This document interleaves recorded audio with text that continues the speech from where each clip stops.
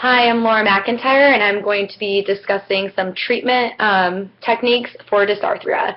Right here I have my patient Kelsey, and she presents with flaccid dysarthria due to a motor vehicle accident that had her suffering severe head and neck trauma that resulted in damage to the cranial nerves of speech production. So we are going to start out with a therapy technique to reduce her hypernasality, which is called reduced rate of speech. So we are going to use hand tapping to set appropriate speaking rate. So I want you to start with saying one syllable with every tap. By slowing down your speech, your articulators will have enough time to get to where they need to be, which will reduce hypernasality, making your speech more intelligible. So model what I do. Okay. Shoot the basketball. Shoot the basketball. Great, that was perfect. So now we are going to work on strengthening your laryngeal muscles that have been weakened and are causing that breathy vocal quality. Okay. The tasks we are going to be doing will bring the vocal folds more together and completely, which will result in a more normal vocal quality. Okay.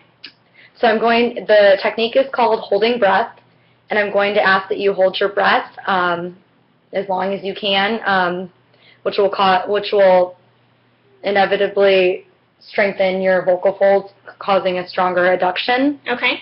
So I'm going to use this mirror to see if any air is coming out, so don't be alarmed, okay? Okay. So I want you to take a deep breath and hold like this. You ready? I'm ready. Go.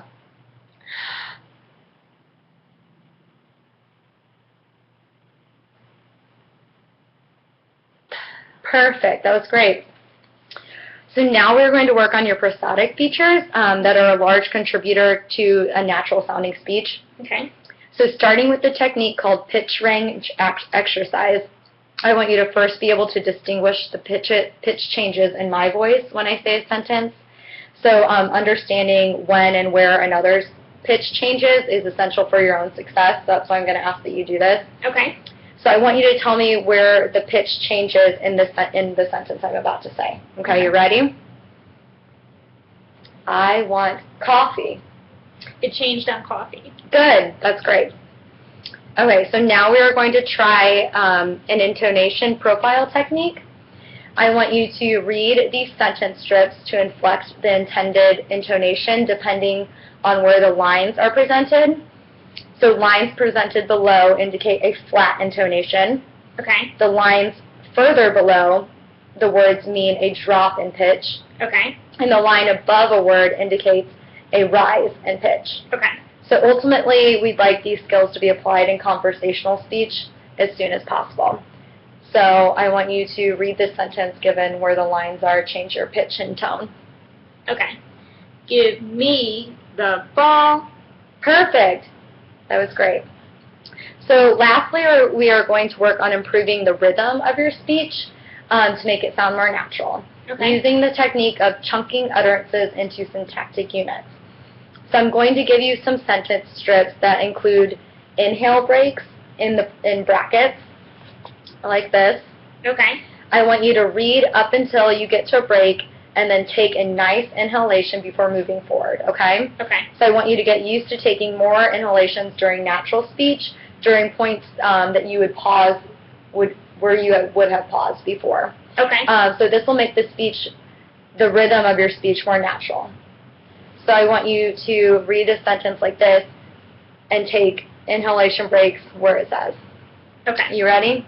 Yes. Go. She went there, but I missed her.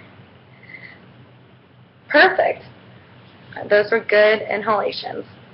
Thanks, Kelsey. You're welcome. Okay, so these behavioral treatment tasks would benefit someone with flaccid dysarthria because all activities concentrate directly on speech production.